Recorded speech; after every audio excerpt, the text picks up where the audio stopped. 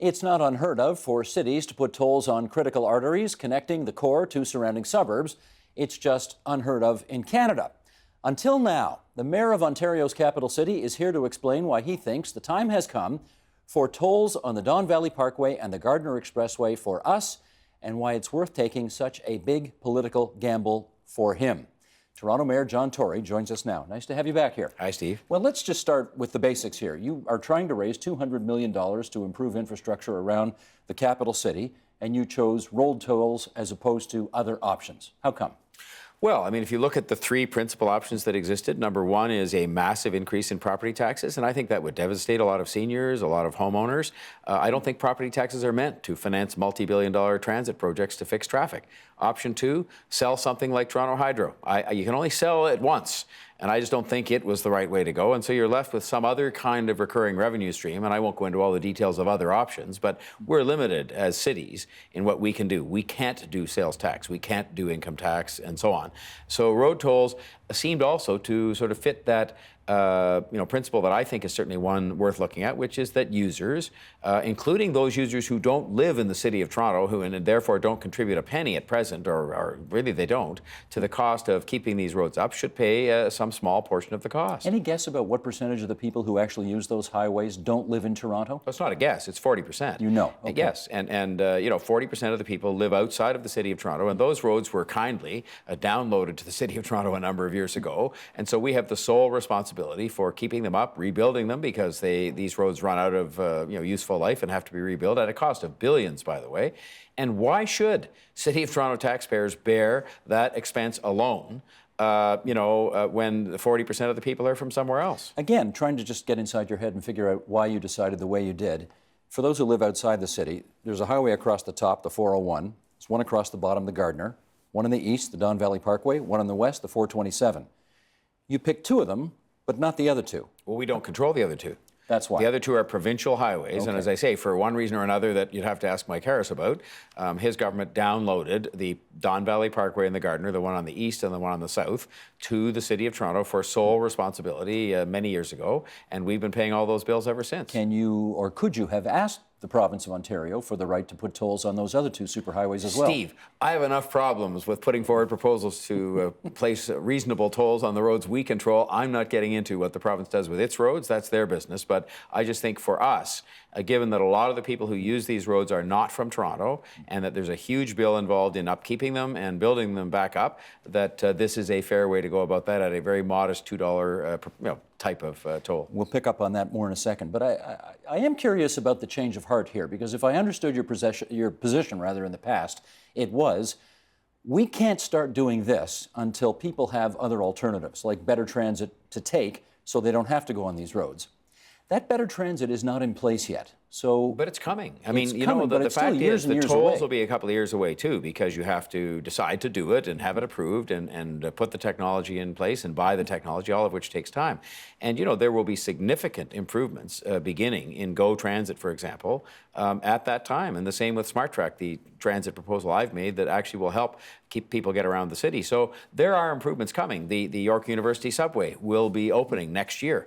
The Eglinton Crosstown will be opening in 2021. So there are things that are happening.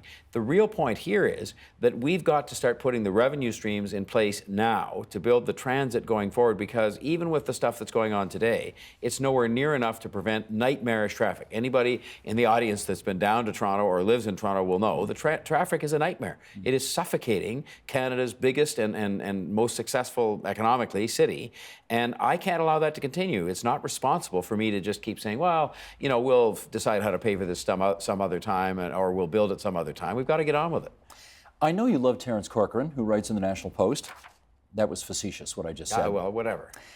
Here's I what like everybody, Steve, you know that. Here's what he had to say about this. He said, your idea is the kind of scheme that appeals to market nerds, eco-fiscalists, and radical bicyclists. For the rest of society, road tolls are nothing but unadulterated tax grabs.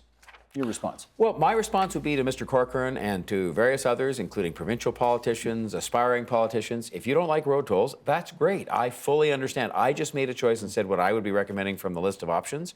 I would say to them, you have two choices. You spell out what you would use to pay for it, what means, including a massive increase in property taxes, which I do not support, or a return to the car tax, which I do not support, or you be honest with people and say, we're just not going to build transit and we're going to let the traffic suffocate people in the city. And I think people have an option, have those options, and they have an obligation to be honest. And if they choose any of those other options beyond what I've chosen, that's fine, but at least they should be honest about it. How committed are you to this $2 per trip, regardless of how far you drive, et cetera? It was an example. I mean, the whole purpose now is to move forward, if my executive committee and the council approves the work being done, for our officials to look at, is it flat rate versus distance traveled? Do you have differing rates for different times of the day? And on it goes. I mean, what kind of technology do you use? I would like to see very advanced technology used. They even say it's possible cars could have this kind of technology built in before long at all, you know, with just simple GPS to sort of send a signal saying where your car is. So those are the questions the experts, our professional public servants, have to answer. We're just asking the council now to say yes to the idea that this is a way to raise the money, to build the transit, to fix the traffic, and then the experts will advise us. Okay, humor me for a second here, because already people are weighing in on these different ideas that are out there. Ben Dacus, C.D. Howe Institute, says a flat fee is a mistake.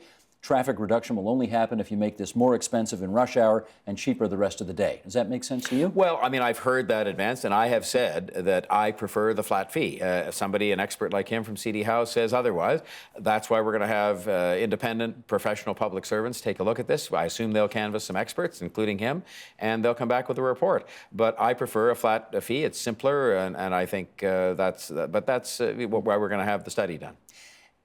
Are you worried at all about the fact that some people, and this is all anecdotal evidence at this stage, but some people will say, I don't want to pay the fee, so I'm going to exit the highway early and drive through people's neighborhoods. If there's a mass exodus from the highways into people's neighborhoods, this will have defeated the purpose of the whole thing, won't it? I think the real objective here is to build the transit such that people will exit the highway and leave their car at home or sell their car because they find they don't need it anymore because we've got so much better transit. But I think the other thing we can do as a city is to obviously impose a degree of traffic management measures, which we do in many neighborhoods, to make sure that people don't turn residential neighborhoods into places of heavy traffic congestion. But the bottom line is we've got to address the traffic, and the road tolls, of course, over time also lead to some improvement in traffic, as well as giving us the money to fix traffic by fixing transit. I wonder, though, if this is a problem you can ever solve, given that there's 100,000, even more, people moving into this city every year, and a lot of them drive, and a lot of them are going to continue to sit on the highways, and they'll pay their $2 going in and $2 going out. So your coffers will be fuller with money, but the productivity is not going to get any better. The traffic is not going to get any better. You concerned about that? That's kind of a defeatist attitude. I mean, I look at it and sort of say, well, if you adopt that approach, then you just do nothing. And I can tell you what would happen for sure is it would get worse and worse and worse, the traffic. And I know, given how bad it is now and given what people tell me about the economy and productivity, about their families who they don't see, about the environment being degraded by car traffic, that if we do nothing, it's a prescription, I think, for, really hurting, injuring, if not killing the goose that laid the golden egg, namely the successful city that is Toronto. And so the obligation to me is to act now. Successive city councils have approved all kinds of transit projects over the years and put them on this big list proudly and not spelled out how they're going to pay for them. So guess what? They never got built. We are about to open next year the first new transit station on heavy order transit in 14 years in a city that has grown by tens of thousands of people. That is not responsible, and I'm not going to preside over a city for as long as I am able to be mayor that operates that way. We're going to be honest. We're going to say to people, we got to pay for this stuff. We have to do it, and get on with it. We talk mostly policy on this program, but a little bit of politics, so let's talk a little bit of politics. Sure. Have you got the votes to get this through council? Well, I hope so, but that's my job. Do you know so yet? Well, no, but you never know anything until people push that button in the city council chamber. You think you know, and I've had a lot of votes they've said were the sort of the big test of my mayoralty and so on, and we've done okay on getting people to rally behind us, but we're working at this now, and I'm optimistic, but I'm not going to sit here and declare certainty to you because there is no such thing. You need 23. Yes. How many votes do you think you've got? Well, I'm going to start telling you this now. Enough. I hope. But again, it is not like a majority government. For your viewers out there, they know municipal politics. There are no parties in our city, in our city. I think not in Ontario, and so you have to go and collect those votes and persuade people, and I think that's healthy. Doug Ford, who will be on this program later, who ran against you in 2014 at the end, after the former mayor got too sick to run. He has said that he intended to run provincially in the next provincial election, but that you have so opened a door for him to run on an anti-toll platform, he will probably decide to challenge you instead and have a rematch in 2018. How do you greet that news? Well, look, Mr. Ford is going to have to answer the question of is he going to do something about the transit and to fix the traffic? And if so, how is he going to pay for it? And all these I heard him last week musing about selling the Portlands to pay for transit. Well, again, you can only sell it once, and I'm not sure if he's going to sell it before or after he puts the Ferris wheel there. You know, this would be a short-sighted, typical kind of off-the-cuff sort of answer. And I'm just saying to people, it's time for honesty. It's time to say, look, we have to build the transit to fix the traffic. We have to pay for it. I don't believe that massive property tax increases are the way to go. I don't believe selling hydro is the way to go. But he's going to have to answer some of those questions. I mean, he's a man that seems obsessed with running for public office, which is fine, I guess. But, you know, at the end of the day, if he wants to run, put his name on a ballot and we'll have a spirited debate. Sure, but you and I have both, first of all, I have to say, virtually all of the reaction in the major media of Toronto has been positive to what you've had to say. A lot of people saying, bold stroke, congratulations, decision needed to be made, and so on. You and I have both followed politics long enough to know that often people who make bold and courageous decisions don't get rewarded for showing that boldness and courageousness. How concerned are you that you've stuck your foot into this toe and there's an alligator about to bite it off? I feel so strongly that if we want to keep Toronto a livable city, and if we want to keep it successful economically, that we have to build transit to fix traffic, and that we have to be honest with people. I think the dishonesty of the past, where nobody ever sort of spelled out how they were going to pay for anything, and as a result, nothing really got built, was damaging to the city and has us way behind. This is a political gamble. Yes, of course it is. And if you said to me, well, am I willing to put my mayoralty at risk in the cause of getting transit built and fixing traffic and being honest with people about paying for it? Yes, I am. And do I feel convinced enough that the option that I have chosen, as opposed to massive increases in property taxes or selling off assets, is a better option? Yes, I do. And so I'll stand and fight on that, and I'll stand and fight to get it through the city council, and I'll stand and fight, if necessary, in an election campaign. One of the other political angles on this is that some of the other 905 mayors, Mississauga, Brampton, Vaughan, Oshawa, whatever, they say obviously it's their constituents who are going to be paying a lot of these tolls, and that they were not consulted by you or your office ahead of time in terms of your coming forward with this announcement. Is that accurate? Well, I didn't consult them. I mean, we had a staff report written by our city staff that laid out all of these options, including tolling, and I simply picked an option. Now, I'm not in the habit generally when it comes to, things that are in staff reports that I have to pick a recommendation to talk to them. And I don't say that in any kind of way that is presumptuous, but I think that, they're upset because I guess a lot of their residents have over time been able to use two of our roads, which were very graciously given to us by the province of Ontario to spend money on, and they haven't contributed to the upkeep of those roads. And I'm saying those days, I think, have to be over. But you ran on One Toronto. And I'm working hard at it. I mean, I'm the same guy that led in the creation of an agency where we all go together to seek foreign investment.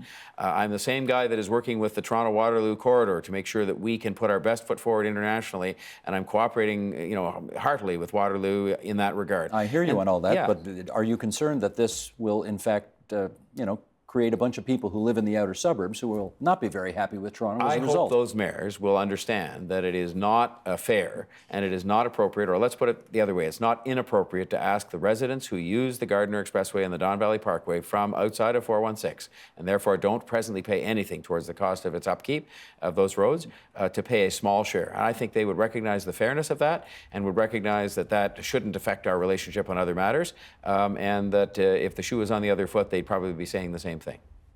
Understood. Your Worship, always good to have you here at TVO. Thanks for coming in. Always good to be here. Help TVO create a better world through the power of learning. Visit TVO.org and make a tax-deductible donation today.